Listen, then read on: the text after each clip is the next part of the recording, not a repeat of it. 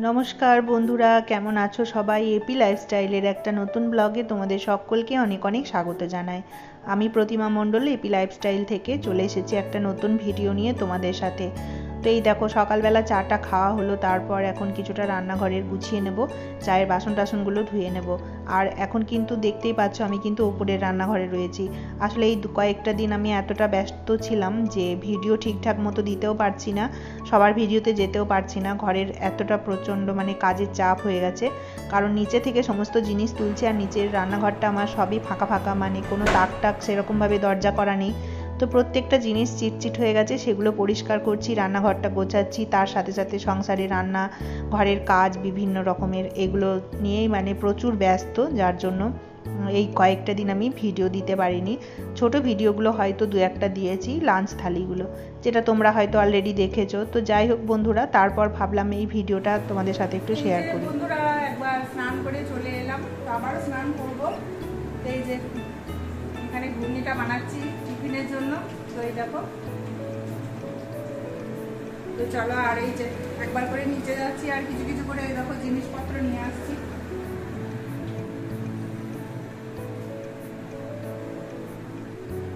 এই যেখানে কিছু মশলার কৌটো নিয়ে এসছি, এগুলো ধুতে হবে, চিটচিট করছে প্রচন্ড। তো এক এক করে ধুয়ে তারপর তাকের মধ্যে সেট করব। তো চলো এখন রান্নাটা করে নিই। তো এই যে বন্ধুরা, এখন টিফিনটা বানিয়ে নিচ্ছি, আর আজকে মটরের ঘুগনিটা হবে, মুড়ি খাওয়া হবে সেই জন্য। তো রান্নাবান্না কমপ্লিট করে তারপর আমি রান্নাঘরের কিছু জিনিস এনে রেখেছি, সেই কৌটো যেগুলো ডাব্বাতে আর কি সব জিনিসপত্র রাখা থাকে, মশলা টশলা, সেগুলো আর কি কিছুটা পরিষ্কার করব আর তোমাদের সাথে সেটা শেয়ার করব। আর এটা কিন্তু খুব সহজেই বন্ধুরা হয়ে যায়, সেটা হয়তো তোমরা অনেকেই জানো। তো যাই হোক, আমি বরাবর কিন্তু ওই দুটো জিনিস দিয়েই কিন্তু পরিষ্কার করে থাকি, অনেক সুবিধা হয়। তো এই দেখো, আমার ঘুগনিটা তার মধ্যে হয়ে গেল, আর এইদিকে ঘড়িতে কিন্তু বেজেছে 9:30। তো চলো এখন ছেলেকে খেতে দিয়ে দেবো, আর তোমাদের দাদাভাই স্নান করছে, তো স্নান করে আসলে তারপর আমরা খাবো। আর এইদিকে আমার এই যে ঘুগনিটা হয়ে গেল, আর সাথে সাথে কিন্তু আমি রান্নাটাও করে নেব, কারণ কিছু কাজ, বাড়তি কাজ করতে গেলে বন্ধুরা অনেকটা সময়ের প্রয়োজন, কিন্তু এইদিকে রান্নাটা বাকি থাকলে আর এক মুশকিল। তো সেই জন্য টিফিন খেতে খেতে আমি এইদিকে যতটা পারবো রান্নাটা করে নেব। তো ভাতের জলটা বসিয়ে দিলাম, তোমরা দেখলে। আর এই যে এখন ছেলেকে খেতে দিয়ে দিলাম। আর ফ্রিজের ওই যে বাস্কেটটা বের করেছি, অল্প কিছু সবজি রয়েছে, তোমাদের দাদাভাইকে আজকে বাজারে যেতে দিইনি, কারণ ফ্রিজটাও পরিষ্কার করব সাথে সাথে, তাই ভাবলাম যা আছে ফ্রিজে সেইগুলোই করবো। আর এই দেখো, এখানে একটা টুলের মধ্যে বালতি রেখে দেখছো কয়েকটা জিনিস বিভৎসভাবে রয়েছে। আসলে ছেলের আমাদের সবার আর কি ব্যবহারে যে ওয়াইফাইটা, ওটা বাঁ দিকের দেওয়ালের সাথে ছিল, তো ওটা এই দিকে আনা হয়েছে। এখন ওটার দেওয়ালে একটা তাক বসাতে হবে, তো সেটা যতক্ষণ না হচ্ছে তো ওটাকে এখন ওইভাবে রেখে দেওয়া হয়েছে, কারণ ফ্রিজটা বাঁ দিকের দেওয়ালে করে দিয়েছি। আর এই দিকে দেখলে তোমরা, যেখানে বালতিটা টুলটা রয়েছে ওখানে আমার ফ্রিজটা রাখা ছিল, তা একটু অদল বদল করে দিয়েছি, তাতে একটু সুবিধা হবে। আর তার মধ্যে এই দেখো রান্না আমি করছি, তা এখানে পোস্ত বসিয়ে দিয়েছি, আলু ঝিঙে পটল কাটা ছিল, তো সেটা পোস্ত করছি। আর কি হবে এখন বুঝতে পারছি না, দেখি। তো ভাত দিয়েছি একদিকে, একদিকে পোস্তটা হয়ে গেল, আর তারপর মধ্যেখানে খেয়ে নেব টিফিনটা। তো এই যে বন্ধুরা, তরকারিটা হয়ে গেছে, তারপর টিফিন করে নেব, নিয়ে তারপর বাকি রান্নাটা কমপ্লিট করে আমি রান্নাঘরের জিনিসগুলো পরিষ্কারের কাজে লেগে যাব। তো এইদিকে ভাতটা আমার হয়ে এসছে, তার মধ্যে মধ্যে আবার কাজ শুরু করে দিয়েছি। এই দেখো বন্ধুরা, যেগুলো খালি ডাব্বা সেগুলো তো জানো তোমরা, পরিষ্কার করা অনেক সহজ থাকে। আর যখনই ডাব্বা খালি হয় আমি তখন সুন্দর করে ভিতর থেকে পরিষ্কার করে নিই, কিন্তু যখন কিছু কিছু জিনিস থেকে যায়, তো সেই অবস্থায় আমি আরও একটা উপায়ে পরিষ্কার করি, যাতে করে ডাব্বাগুলো চিটচিট হয় না, অথচ হাত দিতে ভালো লাগে। তো এই যে কিছুটা গরম জল, কুসুম কুসুম গরম জল হলে বেশি ভালো, তাতে হাত ডোবাতে সুবিধা হবে। তো তার মধ্যে খাবার সোডা আর পাতিলেবু বা যে কোনো লেবু আর কি, লেবুর রস দিয়ে দিয়েছি একটু বেশি করে, সোডাটাও একটু বেশি পরিমাণে দিয়েছি, বড় চামচের 1 চামচই ধরো আর কি। তা ওই জলটা রেডি করে তোমাদের রান্নাগুলো একবার দেখিয়ে দিয়ে, আজকে হয়েছে কুলেখাড়া দিয়ে মুসুর ডাল আর পোস্তর তরকারিটা এই যে করেছিলাম, তখন তোমরা দেখেছিলে।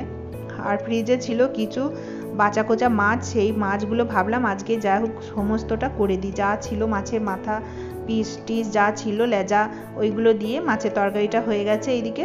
আর এইদিকে আমার ছিল একটা মোচার ভিতরের অংশটা, তো মোচাটা বড় ছিল, পুরো মোচাটা খাওয়া যায়নি, ভিতরের অংশটা রেখে দেওয়া ছিল। তো এই যে সিদ্ধ করে হালকা লবণ ছিটিয়ে রেখে দিয়েছি আর লম্বা লম্বা করে এগুলো কেটে নিয়েছি। তো এখানে বেসনটা রেডি করে নিয়েছি, তার সাথে যা যা লাগে খাবার সোডা, লবণ, কালো জিরে, লঙ্কার গুঁড়ো, হলুদ, লবণ সমস্ত কিছু দিয়ে রেডি করে রেখেছি। খাবার আগে ওটা পকোড়া বানাবো। আর একটুখানি পেঁয়াজ কুচো, লঙ্কার কুচো দিয়ে দেবো সাথে। তো এবারে আমি লেবু এবং যে সোডা দিয়ে গরম জলটা করে নিয়েছিলাম, তো সেটা আমি মানে গরম জল করবার পর আমি ওগুলো দিয়েছি, লেবু আর খাবার সোডা। তো লেবু আর খাবার সোডা যখনই গরম জলে দেবে তখন কিন্তু একটু বিক্রিয়া হবে, দেখবে একটু ফেনা ফেনা মতো হয়ে যায়, তো আপনা আপ সেটা আবার ঠিক হয়ে যাবে। তারপর জলটা হাত দেওয়ার মতো উপযুক্ত করে গরম করবে, খুব বেশি গরম করলে হাতে ছ্যাঁকা লাগতে পারে। তো যাই হোক, তারপর আমি এই দেখো এখন বসেছি, যে মশলার স্ট্যান্ডটা আমার দেখছো এখন পরিষ্কার করছি, আর ওর যে ডাব্বাগুলো সব খুলে রেখেছি। তো এই খাবার সোডা লেবু দিয়ে পরিষ্কার করলে বন্ধুরা অনেক সহজে হয়ে যায়, আর সার্ফ সাবান দিয়ে পরিষ্কার করলে আর ভিতরে জিনিস থাকলে খুব সমস্যা হয়, কারণ জল দিয়ে ধুতে গিয়ে অনেক সময় কি হয়, মানে অনেক সময় ভিতরে জল ঢুকেও যায়। তো যাই হোক, এরকমভাবে করে নিলে কি হয়, সার্ফের ঝামেলাটা থাকে না, আর একই জায়গাতে বসে বসে কিন্তু খুব সহজে কাজটা হয়ে যায়। তো এই দেখো যেটা পরিষ্কার করেছি দেখো কত চকচক করছে, আর এইটা দেখো সর্ষের কৌটোটা পরিষ্কার করিনি, কতটা কালারটা দেখলেই তোমরা বুঝতে পারবে।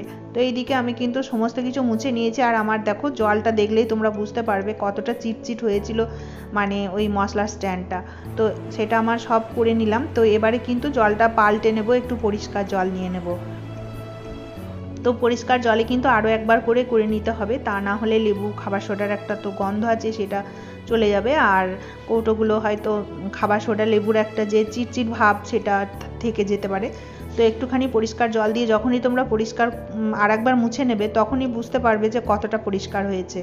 তো এটা হয়তো তোমরা যারা করো তারা অনেকেই জানো, আর আমি কিন্তু এটা বরাবরই করি, এমনকি এইরকমভাবেই আমি একদম কুসুম কুসুম গরম জলে লেবু আর খাবার সোডা দিয়ে, কিন্তু খাবার জলের যে বোতলগুলো হয় মাঝে মাঝে তো পরিষ্কার আমাদের করতে হয়, তো আমি কিন্তু এইভাবে করে থাকি। সেক্ষেত্রে বোতলগুলো কিছুক্ষণের জন্য ভিজিয়ে রেখে দিই জল দিয়ে, মানে জল খাবার সোডা দিয়ে।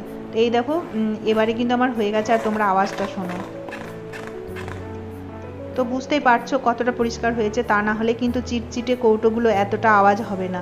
তো অনেক কিন্তু পরিষ্কার হয়ে গেছে, একদম ওপর থেকে যে চিটটা বসে সেটা কিন্তু চলে গেছে। এই দেখো খুব সুন্দর কিন্তু পরিষ্কার হয়ে গেছে বন্ধুরা। তো এই দেখো একদম মশলার কৌটো একদম হাত দেওয়ার উপযুক্ত হয়ে গেছে, কারণ নিচের রান্নাঘরটা আমার চিমনিটা আমার উপরে বসানো আছে, আর নিচেতে আমার এক্সিস্ট পাখাটা আছে, সেই জন্য কি হয় এক্সিস্ট পাখাতে খুব একটা তেল চিটগুলো টানে না, সেই জন্য কৌটোগুলো বেশি নোংরা হয়ে গেছিলো।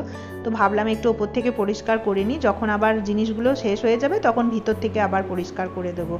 তারপর বন্ধুরা আবারও একবার কুসুম কুসুম গরম জল করে নিয়েছি। তো একইভাবে খাবার সোডা আর লেবু দিয়ে আমি এই দেখো ফ্রিজটাও মুছে নিয়েছি।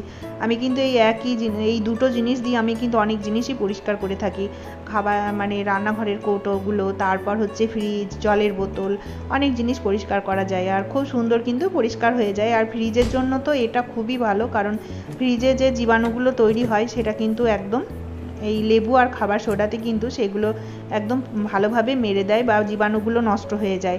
তো এটা কিন্তু খুব একটা উপকারী জিনিস, আর তোমরা যারা জানো তারা তো অবশ্যই করো হয়তো, আর যারা জানো না তারাও করে দেখতে পারো, কিন্তু ভীষণ পরিষ্কার হয়। ফ্রিজের হাইজিনটা খুব ভালোভাবে মেনটেন হয়, আর আমার দেখলে তোমরা খুব সুন্দরভাবেই হয়ে গেছে। শুধু আমি বাস্কেট দুটো একটু খুলে নিয়েছিলাম, বাইরে একটু জল দিয়ে ধুয়ে নিয়েছি, কারণ ফল আর সবজিগুলো রাখা থাকে, তো অনেক সময় অনেক নোংরা হয়তো থেকে যায় সবজির মধ্যে, সেইগুলো একটু কীরকম হয়। তো আর বাস্কেটগুলো আমি একটু খুলে আলাদা করে ধুয়ে নিয়েছিলাম। তো ফলের যেটা দেখছো এই বাস্কেটটা কিন্তু আমি ধুইনি, এটা আমি মুছেই দিয়েছি লেবুর আর সোডা জল দিয়ে, শুধু আমি সবজির বাস্কেটটা আলাদা করে ধুয়ে নিয়েছিলাম। তো এই দেখো আমার কিন্তু ফ্রিজ একদম চকচকে হয়ে গেছে।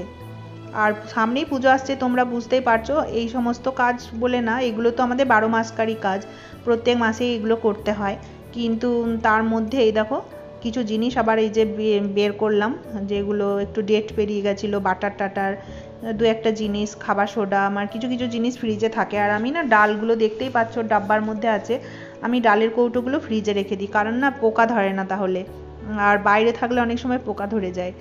তো এই দেখো নিচেরটা এখন করব। নিচে যে ডিপটার মধ্যে আমার মাছ টাছগুলো রাখা থাকে, এই দেখো পুরো ফাঁকা করে দিয়েছি আজকে, তো যা ছিল বের করে নিয়েছি।